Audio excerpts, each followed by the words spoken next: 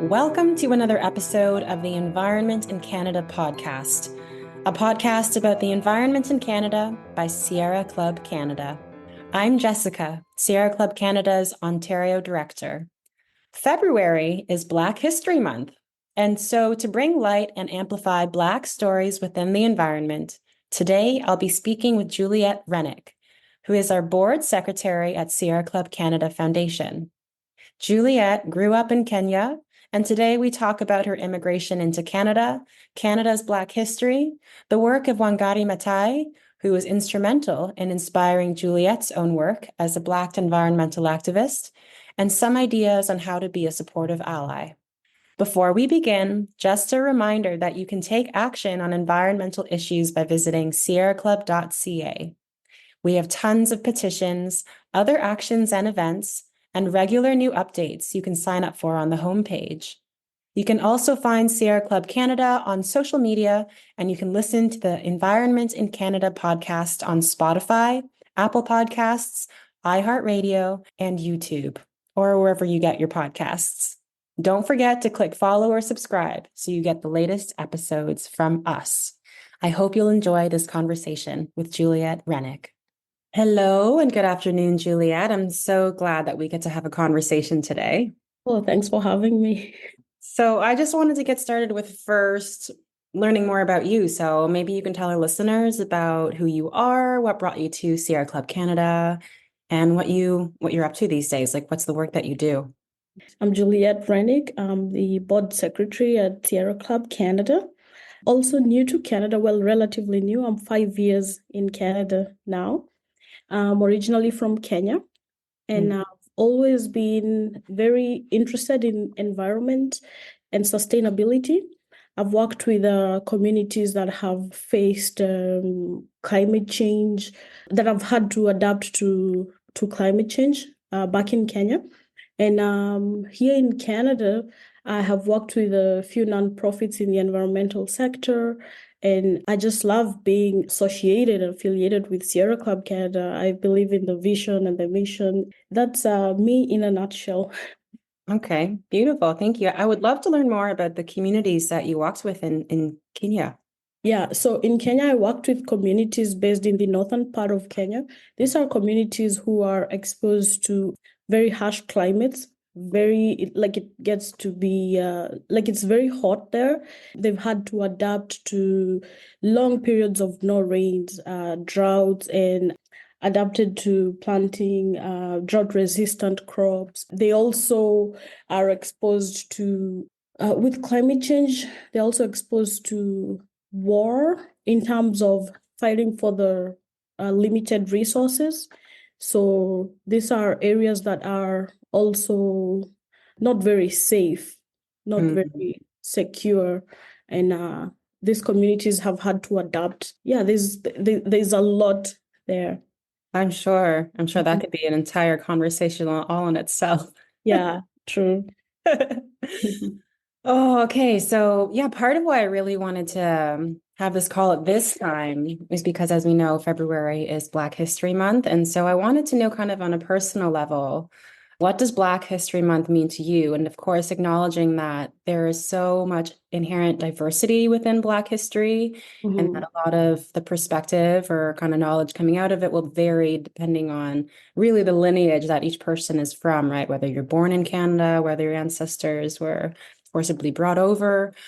So that I guess I really want to welcome you to tell kind of your personal story. Like, I'm aware that we're aware that it's complex in some ways because there's just so many different aspects of it. But I'd be very curious to know how you relate to Black History Month yourself, especially as a kind of, I don't know if you identify as one, but as a Black environmental activist or someone working in that space. Yeah. So, yeah, like you said, Black history is diverse, and I believe that celebrating Black History Month has to include all the individual Black history. As a new Black Canadian, I would have to acknowledge the history of those who came before me here in Canada and what they've been through, and that also helps to shape the narrative of Black history and Black environmental activism here in Canada. We would not have Black history here in Canada if we didn't acknowledge like Black culture from way back in Nova Scotia, dating years back, and we all know like what.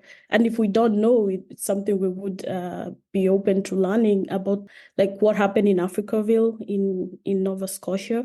These are historical things that happened that have shaped the narrative to accommodate Black Canadians who are new to Canada as well. Like we find that as Black Canadians who are new to Canada also experience some form of racism. Some do, some don't. Like people have different stories, depending also on why they came to Canada, whether it's economic reasons or being refugee immigrants. And we're talking about like housing situations. We're talking about access to green parks. We're talking about energy poverty. And we're also talking about inclusion in consultation to policies that affect the communities that they live in, and participation. And also we're talking about leadership, opportunities for leadership in different organizations that represent Black communities in Canada. For instance, my story, being new to Canada, like looking at what organizations I would like to be affiliated to, the first thing I would do is look at the leadership of the specific organizations. Like, and is the leadership inclusive? How is their board, like their managers, are they inclusive, or do they just say that, oh, we are all inclusive to different races, gender and everything, but that's just in writing, but not exactly what they do?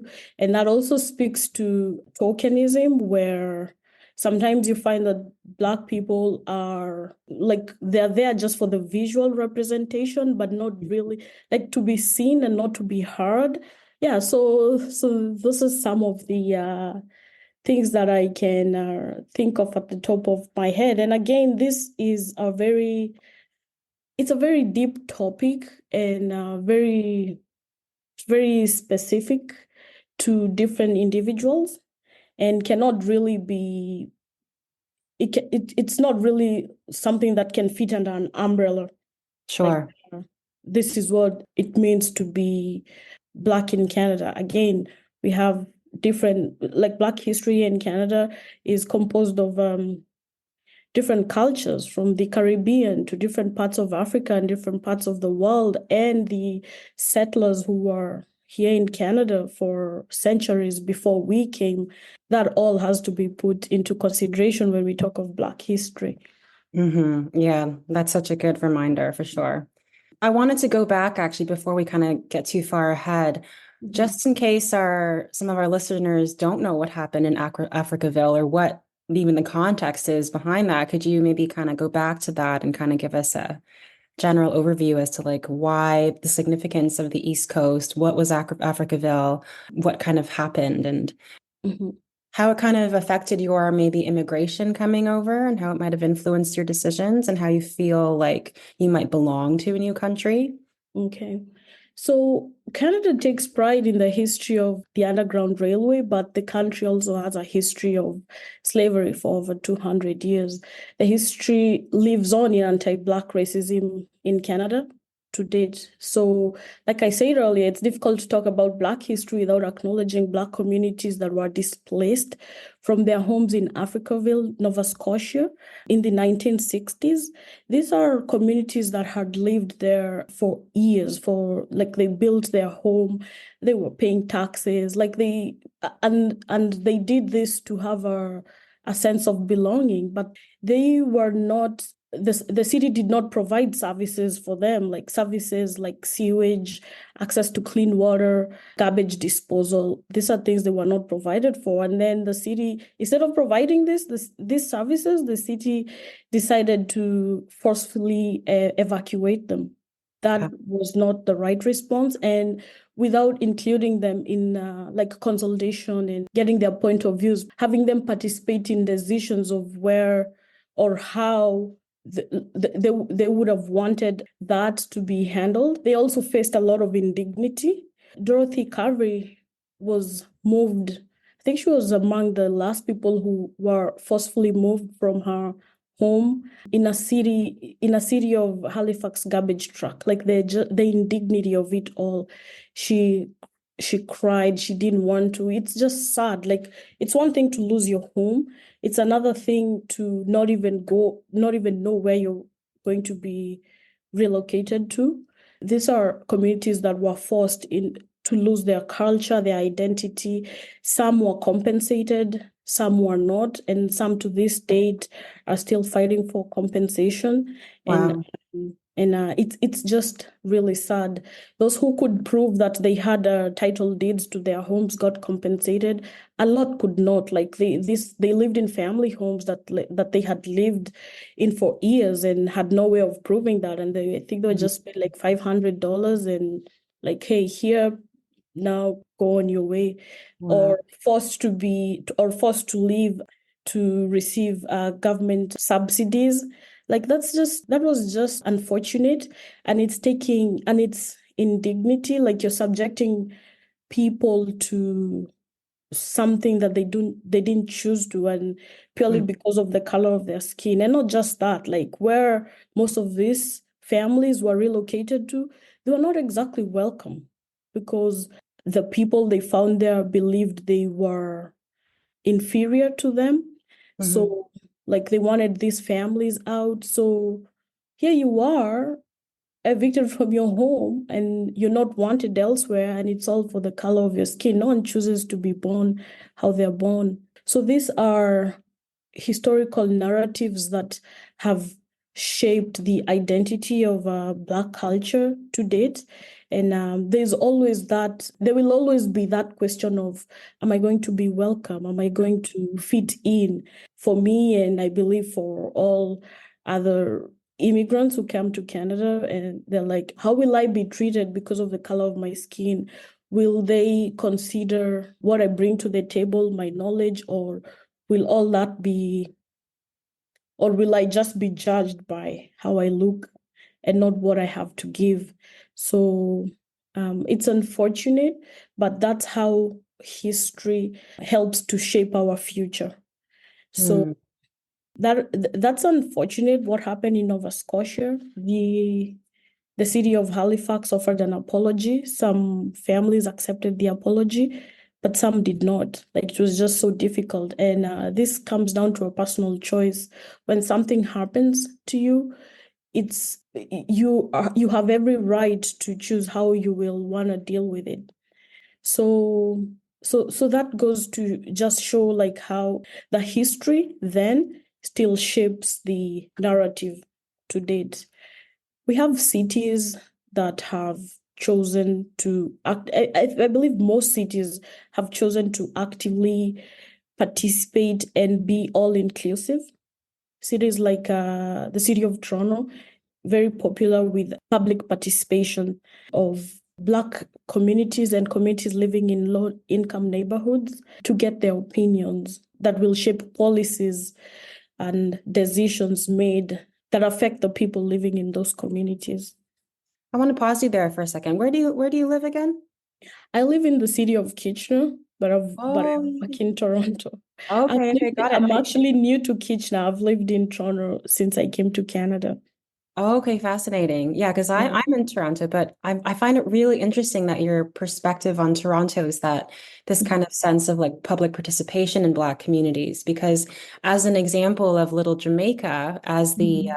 LRT has been expanding through Eglinton, that's definitely one pocket where there's been a lot of upset in the Black communities there, feeling like they weren't consulted and there wasn't real public consultation or real regard as to whether their businesses would survive, during that, I don't know, like, maybe it's been 7 years of construction, and a lot of them haven't. And so there is this ongoing conversation of maybe a segue into what environmental racism is and what I think it is such a quite a new term.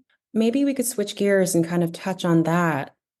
Actually, you're right. You're very right. And that's also an example of modern day environmental racism. It's one thing for the city to conduct public participation, but how they conduct it might not be probably the best way or all inclusive. And just like in anything, you cannot always do things 100%, but you can always learn. Yes, a lot of businesses have a lot of Black-owned businesses have been affected by the LRT, and that's also unfortunate. And I believe that that could have been done in a much better way. And that said, there are areas where the city has been actively involved in getting the community's opinion when it comes to public transit and putting up active transportation. The other thing is like Thorncliffe Park, for instance.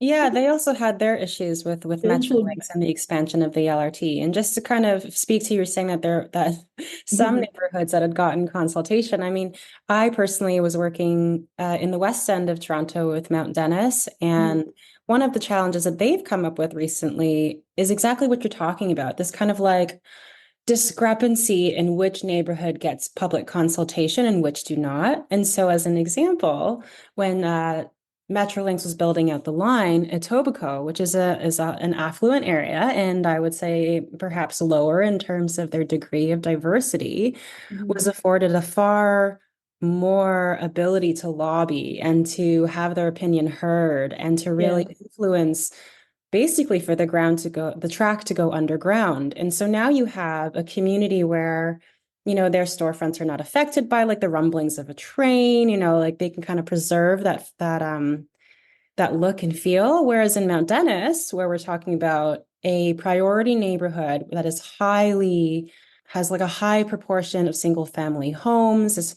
really high levels of diversity in BIPOC communities. Mhm. If you ask them, no consultation whatsoever. Yeah, that's It's like very a unfortunate. yeah. So it's interesting how and this really does kind of speak to this concept of environmental racism and what that means. Yeah.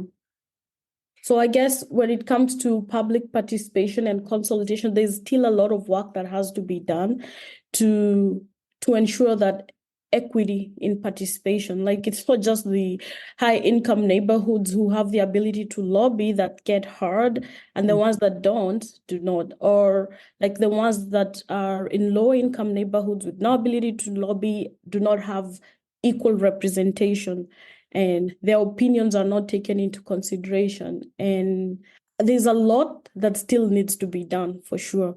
That said, Toronto would still top most cities when it comes to public participation, and that speaks to how much work other cities in Canada need to do. I'd also like to talk about energy poverty. We have people living in low income neighborhoods who suffer the most when it comes to energy poverty. And this means that they cannot really afford to heat their homes when it comes to very harsh climate, very cold weather. You have to decide whether you're going to either heat your home or put food on the table. That is that is a choice that no one really needs to have to make. And Yeah. And where is this happening that you're speaking of? low income neighborhoods, think of a lot of immigrant communities, refugees in areas like Jane and Finch, for example, afford who cannot afford to like heat their homes and or the electricity bill, and it's just really unfortunate. And then that also speaks to safety. When you have low income neighborhoods that are experiencing these kinds of problems, you expect these neighborhoods to not be safe. And, Mhm. and which is really unfortunate. And then that just ends up being like a whole lot of problem that the city has to deal with, and they have to find solutions for that. So things like affordable programs Mhm. Mhm. needs to be more accessible, education as well. Yeah. Yeah. So how has your experience been coming to Canada and kind of being in a new country? Where did you come from? I I live I've lived in Kenya. I studied in Finland, and then Oh, I wow. came to Canada. What was your sense on coming into Canada as to, racism exists kind of all over the world, right? And I'm just curious to know, yeah, I think I'm trying to get a sense of what it's really like for you. You know, Okay. when you alluded to kind of just like what sounds like coming into a space and really not knowing how you're going to be received. And kind of, I would imagine like that requires a bit of vigilance and being on guard. Mm-hmm. So I'm Well, just curious to know how you felt coming to Canada. the thing with Canada, I would say, is still very accepting of Mm. immigrants and different people, different backgrounds. I came from Finland, which was also, I believe, like Scandinavian countries and Finland that I can speak to, did their part when it came to providing education, like their CSR to the world. And Mhm. then Canada was and still is more welcoming. But also, life in Canada is very expensive. So unless you have, if you're new to the country and unless you have a decent job, having living in a decent kind of place is not exactly easy.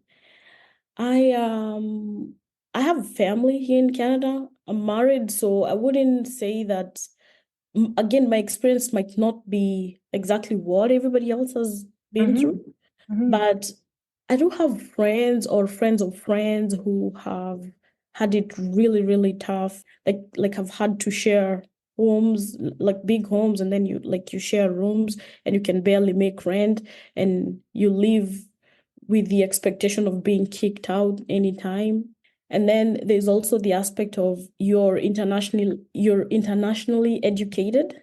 Mhm. So having to having to prove yourself that your experience and your education matches that of those educated and who have experience in Canada can be a very, very tough, very tough thing to navigate. That one I can say for a fact. And Mhm. the other thing I've learned is that it's not all organizations or companies take into account lived experiences. Like Mhm. there's more when you talk of college degrees and college diplomas, degrees, whatever, all that schooling, that's all fine. And it's good to have that, but there's also lived experiences that is unmatched. I don't think that's something that a lot of employers take into consideration. And Mhm. you find that most people, immigrants, Black, you have your lived experience on top of whatever education you've brought in, and it becomes really tough to prove yourself and to outdo because it's like a competition. You have to outdo the next person for you to get anywhere, and Mhm. and you're just trying to survive because you at the end of the day you want a paycheck to be able to have a roof over your head and heat or cool your home depending on the weather. Yeah. So, so that said, I guess I don't think I did not really have it tough Mhm. navigating here. Again, I had family holding my hand, but Mhm. it's not always the case for people who have absolutely no relations and have to start from the very scratch to find. Mhm. Yeah. I'm always so amazed whenever I do use like Uber or one of those kind of like drive share platforms that whenever I speak to the drivers, like I would say probably 100% of the time it's Mhm. been an immigrant. And Oh. hear their story of like how hard it's been transferring over. And oftentimes they're a doctor, they work in public policy, and they're just, Mhm. the credentials don't work over here. And yeah, it's just been really, really kind of Yeah. shocking to me and almost kind of devastating, like people kind of come over in hopes for a better future. And granted, I have also spoken to drivers who also are often BIPOC, Mhm. BIPOC individuals. Mhm. There are some that are very grateful for Canada because they're coming from such violent and impoverished places. And Mhm. so there is both, like you say, but I'm always just so kind of empathetic towards immigrants that are new to Canada because I think there's the kind of what your expectations were, Yeah. and there's like the reality. And I'm very happy to hear that yours was never too tough. So that's really good to hear. No. Plus, it also, well, I also moved here as a student before I settled with my family here.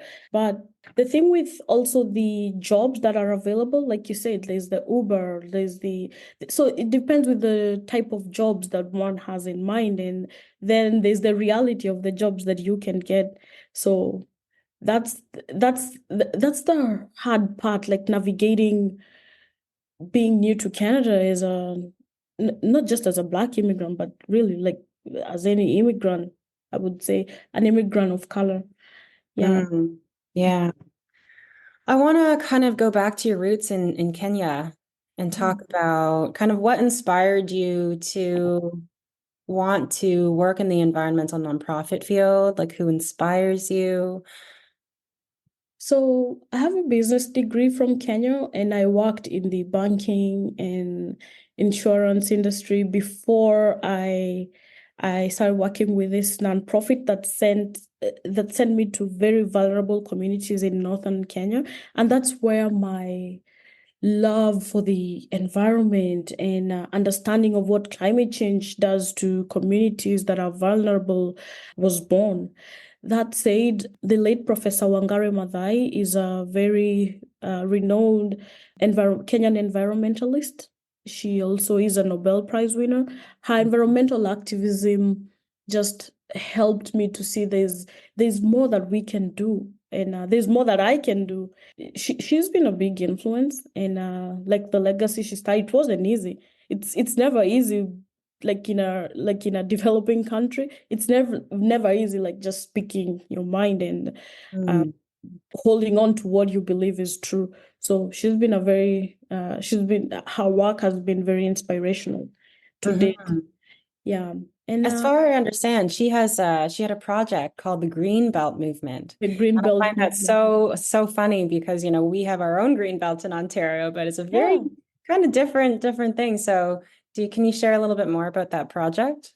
She planted trees in the Green Belt movement, and faced political hardships, and was able to round up women to actually get to do this. I believe at one time even threatened to strip naked because the government of like the government of the day was not very accommodating of her initiatives. But to this date, her efforts paid off, and the Greenbelt movement still lives on. Tree planting has become a thing, and her legacy still lives on from Mhm. what she started, and what her family is doing to keep it going. Yeah. Yeah, I did a little bit of research on the Green Belt movement and I found I don't know why I've either learned this and forgot it, but it really drove home to me how like when we plant trees, it actually brings the rain. And Yes. it's something that I don't think maybe because we live in a city and we're kind of we live separate to our food in some ways, it's on a farm and I just don't have the same relationship as you might if you lived in rural areas. Mhm. But yeah, just to kind of brought home to me the fact that in losing trees, we actually change our weather systems because then we don't draw rain. And of course, for I think the communities she was working with, it meant whether or not you were going to have clean soil for good food and how in really kind of organizing to plant trees, that really changed the way communities were thriving. Yeah. Well, and plus the science that we all know that trees take in the carbon dioxide, give off oxygen. It just goes to show like you can go wrong with planting trees. Like it's a win-win, really. Yeah. So the only challenge would be having actual land to plant trees. Like, yes, there are emerging cities, and these emerging cities and urbanism are being experienced everywhere because of rising population. Mm, So there's that. So things like planting trees have to compete with spaces. Do we have enough spaces for that? Do we have areas allocated for that? Are there areas that are protected just for that? In Canada, we have areas that are protected, like the just green spaces protected. mhm, There's that, but then you find that in places like in Kenya, there are forests that are supposed to be protected, but there's still illegal activities going on, like cutting down the trees for commercial purposes or settling in people. mhm. Those are some of our challenges that are that are being experienced there. and I believe are replicated in other parts of the world. Sure. I mean, in some ways, Canada has a slightly even more complex history about conservation at present, at least, because you talk about in Kenya it being a legal activity, but here it's a bit more complex because in my perspective, what's been happening is that the government can actually rewrite the laws so that now it's legal to clear Yeah, cut an old growth forest, for example, out in the West Coast, yeah, or a premier can kind of make changes to the laws so that, oh, like maybe we'll expand the urban boundary, which actually equates to destroying the green space, right? yeah, yeah. So There's that. yeah, so it's a kind of an interesting thing to see how legality kind of plays into conservation and what's effective and what isn't. Because when the laws change to Mhm. make things what would originally be illegal to be legal, then we're kind of in like even more dicier waters. Yeah. Mhm. And again, I guess that's where the government has to do a better job with their public consultation and participation. Like Mm. the people who are going to be affected, communities living nearby or far, have they been consulted? What's their take on that? Or does the consultation only happen as a just as a like a mask of, oh yeah, we ask them for their opinion, but won't really take into consideration what their opinion is? Yeah. Mhm. Yeah, there's a quote by Wangari Maathai that I really, really liked. She said, "It must be the people who must save the environment. It must be the people who must make their leaders change. So we must stand up for what we believe in, and we cannot be intimidated." Oh, And yeah. I really loved that. And Yeah. I think in this time where we can feel so disheartened. I think it's just to kind of like remember that the mechanism of like people speaking up and holding their leaders accountable and to not just stop talking about things can be Mhm. incredibly powerful. Yeah. I really loved that. Yeah. Hmm. Yeah, there's power of telling stories. That's one thing I've always believed in. And there's power in numbers as well. Sometimes we might underestimate the power that we have of speaking out. When you look at Wangari Maathai, despite everything and the era like when she lived in and the era she lived in and when she started this activism, it wasn't easy. Hmm. She spoke out, she did, and here we are years later still speaking and her legacy living on. Yeah, Yeah. there's that too. To my knowledge, she was arrested many times. Like, I think there's a story of her where she at some point was like even unconscious, brought to the hospital, but when she roused and was awake again, she's went back to doing exactly what she got arrested for because she really believed she was doing the right thing. And it was from that action and that way of living that she really inspired this whole community of women to kind of reclaim their, ability to Yeah. show up and care about what they really cared about. And it's really, really beautiful. Talk of a passionate leader and a leader who leads by action, Yes. what she was. Yeah, not because she wanted to be popular or Not at anything. all. No, I believe that was the last thing at the back of her mind. No, Yeah. this was about having a dream, believing in something, and working towards it. Hmm. Yeah. And I think she's also an incredible example of how the environmental and social movements can actually work so well together. Because oftentimes, like I'm a great advocate of like breaking down silos and really seeing the Mhm. social movement and the environmental movement as like incredibly like holding hands. It may be like the image of kind of like one wing of each bird, like they need to be working in tandem, in my opinion. But a lot of times I get this pushback like, oh, well, if we kind of buddy up with social issues, then the environmental case gets lost. And that way of thinking really makes me pause because I really think that another way of seeing it is possible. And so it's wonderful to see her story and see how it was actually the act of tree planting that drew these women together. But it was just like a door opener, really. It was an opportunity to start sharing ideas and getting organized and becoming a community that Yeah. really, from my understanding, like really improve the quality of life for these communities. And as we know, oftentimes like women are the ones that are also responsible for the food on the table and Yeah. these family decisions, right? So when you help kind of empower a woman, you're also taking care of a family. Yeah. Oh, yeah. That cannot be truer what you just said. And especially in areas like rural Kenya, women are 150% responsible for everything. You wake up in the morning, you don't have running tap water. You have to go fetch water. You have to Mm. go till your land. You have to bring food home, prepare it, like you're everything from dawn to dusk. So yeah. Was that your experience growing up, like living? No. No, I grew up in Nairobi. I grew up in the city, but we used to visit rural, like my grandmother's place in rural central Kenya, and a lot of rural areas have the same shared experience. So you find that families have homes in the city, but always go back to the rural areas, like during Christmas or other holidays. 70% of Kenyans have experienced the rural setting. And and with time it's become very modernized, but we still have areas that don't have running tap water or electricity.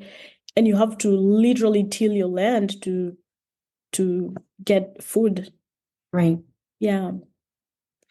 Okay, so I want to kind of switch gears a bit in the rest of our conversation, talk a little bit more about, you talked about earlier about sometimes organizations can actually just be superficially committed to inclusivity, equality, and ensuring that the representation Mhm. includes Black narratives and Black individuals. And Mhm. so I wanted to talk about tokenism as well as just kind of overarchingly, what does it mean to be a good ally? Like how does one, because out of BLM came a lot of like challenge where then some, let's for example say white folk felt like, okay, we want to be an ally. And then there was the, oh, well, I'm not here to teach you. So I would love if you're Mhm. open to it to kind of share. I don't know if there's stories of that can kind of highlight things that don't go well and things that do go well and what your thoughts are about that. Things that don't go well, and I actually learned this from one notable Black personality in the environment sector. Please, I won't name their names, but they say that what one thing that really irks them, they hate it, is when there's an event or when it's February, because that's the Black Lives Sorry. Matter. That's when that's when everybody remembers to ask them, what's your opinion on this? Or could you come give us a talk about this? But all the other months, Mm, nobody asks them. So we have 12 months in a year. It's not just February that Black communities or Black environmentalists or have to have their opinions heard. mm, So that is one thing that is very out there and that organizations could do better. And the other thing with being an ally is before an organization decides or want to be an ally, they need to look at their inclusivity in terms of their hiring practices and their leadership as well. Do they have do they preach what they do they what do they how does that saying what they go? preach or what? Wait, Do they drink what they practice what they preach. do they practice what they Do they yeah, drink what they preach? do they drink Love that. do they drink water and preach wine? I don't know how it Yeah, goes. I like that better actually. Yeah, but you get what I mean. Like Yeah. you like we and also we have the a lot of companies, if not all in Canada, have the clause like when there are job adverts out there that we are all inclusive against we don't discriminate race, what, all that. There's all that. But do they actually do that, or is that just something that's out there so that hey, yeah, we are part of this and that's it? So Hmm. for me, how their leadership is set up will speak to whether they're inclusive or not. How their hiring is set up. You can tell most companies by like they have the faces and the photos of whoever is involved there. You can tell by that. And I'm also speaking to organizations that are that mean well, but they don't have the right approach to this. And Yeah. Can you say more about what the right approach, the white approach, the right approach would well, look the like? right approach would be this. Other than just thinking of being inclusive in February and be inclusive all the other months of the year, Mhm. they should also be open to approaching Black-led organizations for ideas and like for ideas. When we have Black-led organizations like Black Environmental Initiative, Black Eco Bloom, like that's just for Black women, Black transgender. I'm sure these are organizations that they can partner with or they can ask for opinions from or ideas from. Like, just don't shy away from asking. Don't, Mm-hmm. like, there has to be a conversation. Mm-hmm. Don't shy away from asking. Don't try to just employ one Black person there and then here we've done our part, or Right. I don't know, like there has to be a conversation, and I believe that's the right way to go about it. And then that said, there should also be, when it comes to conversations, there should also be an open space for opinions. Like, Mm-hmm. you shouldn't feel bad for being Black or for being non-Black. The Mm-hmm. space should be open. You should not dim anyone else's candle, and you shouldn't dim yours to accommodate people. That's not what I'm like, that's what I'm saying. There should just be an open conversation and be open to acknowledging what Black people are going through or what they've gone through or what and that is what equity is all about.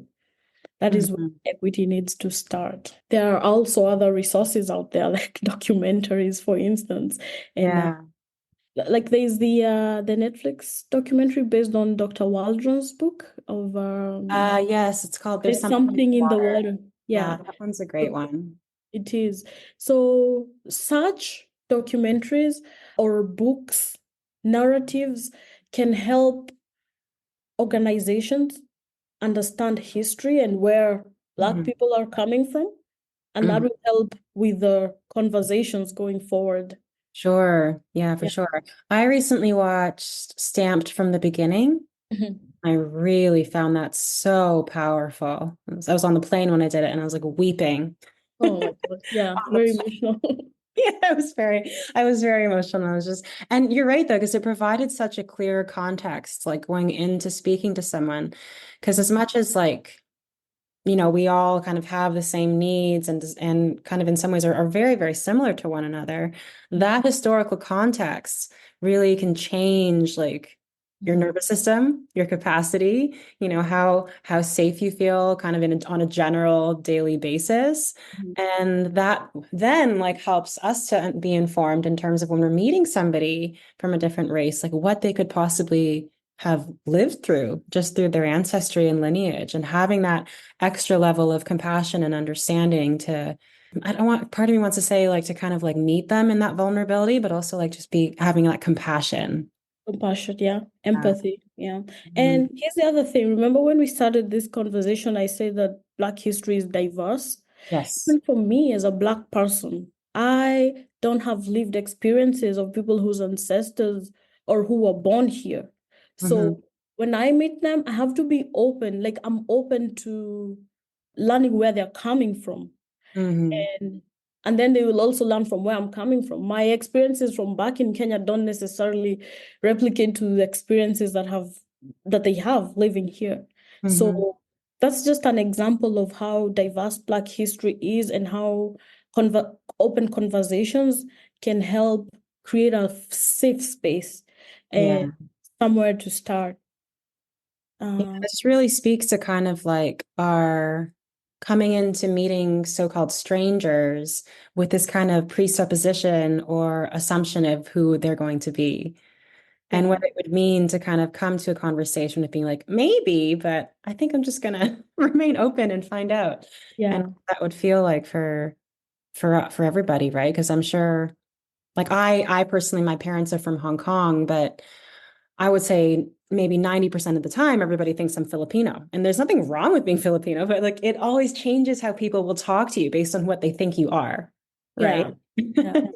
There are those, like, we tend to judge people before we even know them. Like, Yeah.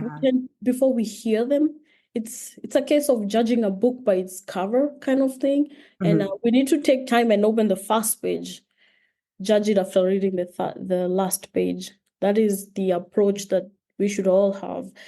When it comes to, again, Black history, we get judged by not just by our skin color, our last name, our accents, our the jobs that you do.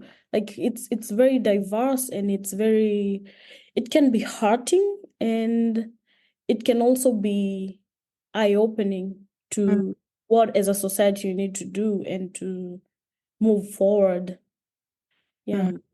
Yeah, I really love what you're saying because it kind of reminds me that Canada, yes, is so diverse. And in Mhm. some ways, we're like seen as this like wonderful tossed salad, I think, rather than a melting pot, right? I think it's like the individual pieces in the salad are retaining their kind of uniqueness and difference. And at the same time, I do think that there is, like you say, just so much work to be done to really be able to connect between all those different cultures and lived lineages. Yeah. And yeah, I think it's so like subliminal in some ways how that happens. Yeah. Like we are as a black communities are more than just the color of the skin. There's different foods, different music, different Mm. beliefs. Mm. So it's very diverse. It's and all that has to be taken into consideration when we think of Black history and Mhm. what Black history means to us. I think before moving to Canada, like I knew of Black history back in Kenya, but like a North American concept. I don't believe we have Black history. Like we have our own other history, like colonial history, and Mm. like celebrating that Black history, that's just big in North America. And Yeah, I yeah. can see why, like from the very painful history that the Black community went through. So so that is also something that I'm learning and appreciating. It's lovely. Mhm. Okay, so we're just about up for time, but I wanted to ask kind of like one last question in terms of, is there any sort of like Black-led environmental project or movement that you'd want our listeners to be aware of, or one that you'd want to see more support to go towards? So kind of just like a who you'd like to kind of call in to bring more Mhm. light to. So there's a I Breathe program I breathe. project. I let me see. I Can Breathe program by Mhm. the Black Environmental Initiative. This They use citizen research projects to help community members get familiar with environmental problems in their communities and in the country. And then they also couple the citizen research activities with campaigns meant to promote the adoption of behavioral change in the community. I think that is one Black-led initiative, and that's the name of the organization. That I really like. Like I like what they do. And I also like Black Eco Bloom that's dedicated to Black women, Black transgender women, non-binary in the green sector. They Mm. provide access to resources, mentoring opportunities, education, and skills building. Mm. So I like what they do. There's so many more out there, but those two stand out for me. Yeah, and I just want to make a quick shout out. I think it's Makeway that supports them. Yeah, And yes, make way. Makeway, I'm not sure if people know this, but is actually a child of Patagonia. So Oh, just some claps over there as well, nice. because it's been, I think, I'm not sure if I've seen any kind of Mhm, retail corporation gone just take on so much spiritual like mhm, beauty to mhm, then be like, we're not going to be for profit anymore. All of our money is going to be going to and it's been funding kind of like mhm. democracy, working on BIPOC issues. It's been just so inspiring to see that. So I wanted to just note that. Oh, yeah. Yeah. And then one last shout out to no Black Environmental Alliance or Initiative Alliance. No, I forgot the actual name. I think I've seen one called Black Environmental. Environmental Alliance. Yeah. Yes. I think Yeah. BEA is the one that I've seen. Yeah. It's just very encouraging to see all these Black-led organizations in the environmental space coming up and who've been there for a couple of years and Mm, still going strong in their projects. Yeah. beautiful. Yeah. Okay, well, I'm going to do my homework and make sure I reach out to them as well. Yeah. Yeah. Yeah. Okay. Well, thank you so much, Juliet. It's been a real pleasure getting to know you and hearing your stories. Thank you so much for having me. Hi there, Connor Curtis here, Head of Communications at Sierra Club Canada, just jumping in at the end of the episode to do the episode Q&A. This is a chance for our listeners like you to send in their questions to the podcast, and we try to answer them in as much detail as we can. These can be questions about the environment or about our work at Sierra Club Canada, and you can send your question in at communications@sierraclub.ca or find out more about the podcast at sierraclub.ca and contact us there with your questions. So this week, we're answering the question, why does Canada not have an effective investigative mechanism to constrain their overseas extractive firms involved in human rights abuses? And just to be clear, Canadian mining companies in particular are responsible for a lot of abuses overseas, human rights abuses, torture, the suppression of political dissent. It's important to point out the seriousness of what has been going on in that respect. But I'm assuming this question also has to do generally with extractive industries as well, in which case that's an even broader series of problems. And the simple answer to this question I am going to put out there is because it is probably inconvenient to those who make a lot of profit from those extractive industries. So a large proportion of the world's mining industries, for instance, are headquartered in Canada. I believe it's 60% are actually headquartered in Canada of mining companies. And that creates, of course, a lot of pressure on politicians and policymakers to maybe not go after those companies as strongly as we should. And as well, we've seen kind of repeatedly that Canada's legal system is not great at addressing environmental issues to begin with, and definitely not good when those issues are happening overseas and are something, however, that should be addressed as much in Canada as there, because these are Canadian companies. We've seen repeated failures by courts to deal with this issue in any sort of meaningful way, despite people coming forward with complaints about abuses overseas. So that is why we have such a problem holding those companies to account in Canada. I think that there are two other things that come to mind as well connected to Sierra Club Canada and what we do. So as you may be aware, we're involved in a campaign against the international oil and gas projects of a Norwegian energy company called Equinor, and Equinor is proposing some really dangerous projects overseas. And more recently, we actually went to Norway to bring our concerns to the company and to Norwegians, who are ultimately, the Norwegian government owns 67% of Equinor. And it's a very hard conversation to have, because in that particular case, this company, which, is threatening a lot of ecosystems, a lot of people's livelihoods overseas, not just in Canada, but in Argentina and Brazil and other places. This is a difficult conversation for people who are used to the idea that the company that represents them as a country is a positive force in the world. And I think we have the same problem here in Canada. And in a lot of ways, I could say, Canada and Norway mirror each other in a lot of senses. We are both have economies that are heavily based on resource extraction. We both host companies that are involved in things overseas that are not great. And we both have trouble coming to terms with that. I think that's part of the other reason that it's an uphill battle in Canada to deal with the impacts of extractive industries overseas that are headquartered in Canada. And so there are a number of ways that we can go about that. I think that we do need to make legal changes in Canada so that, there's more accountability to these companies, that they can be, in fact, charged in Canadian courts by international complaints about their actions, that not only to remember that, but also to remember, some of these same extractive companies have done some pretty awful things in Canada as well, particularly against Indigenous communities in Canada.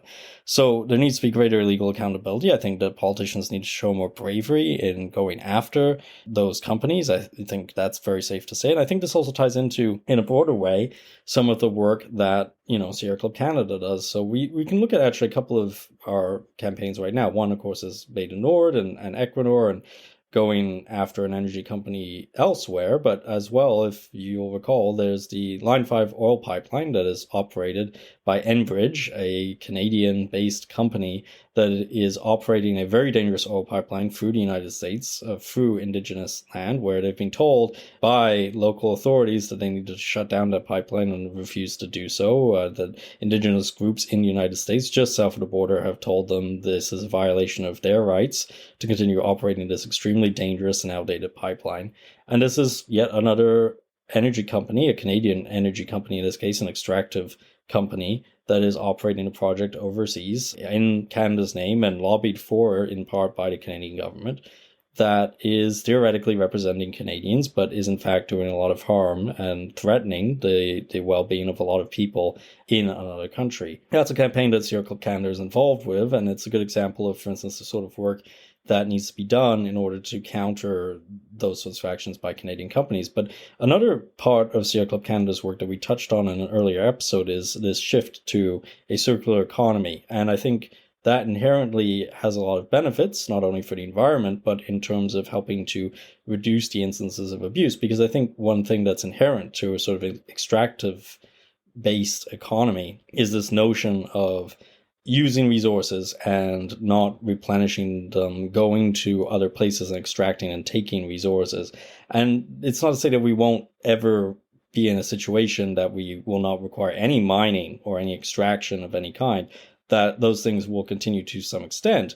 But shifting things to a circular economy reduces a lot of the pressure off of our reliance upon extractive industries and helps to weaken the power of those industries over us. So there are things we can be doing economically in Canada to change things as well. There's the change of political will that 100% needs to happen. And there's also changes inside the court system. And if you look back on a lot of our work in the past couple of years, it's been a bit of a face-to-face with that. We haven't done as much work directly on mining, but that is something that comes up, and it's something that's connected to all these other issues of extractivism and what we do with our economies and how we listen to voices, not just within Canada, but internationally. Because again, these issues are not, just local issues. We work locally, but always in collaboration with people around the world. And I think that's another great thing that people can be doing, is listening to the voices of those who are affected, no matter where they are, and bringing those issues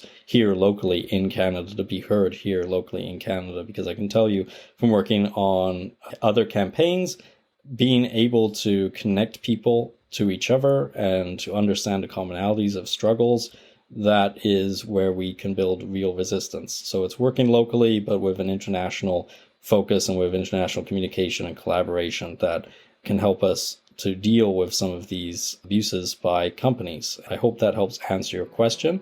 And to those of you listening, please do feel free to send in a question. Once again, you can send your question in to communications@sierraclub.ca. Thank you for tuning in to another episode of the Environment in Canada podcast, a podcast about the environment in Canada by Sierra Club Canada. Just a reminder that you can take action on environmental issues by visiting sierraclub.ca. We have tons of petitions, other actions and events, and regular news updates you can sign up for on the homepage. You can also find Sierra Club Canada on social media, and you can listen to the Environment in Canada podcast on Spotify, Apple Podcasts, iHeartRadio, and YouTube, or wherever you get your podcasts. This podcast also airs on CKUT Broadcast Radio in Montreal, 90.3 FM, bi-weekly on Tuesdays at 11 a.m. ET. Don't forget to click follow or subscribe so you get the latest episodes from us.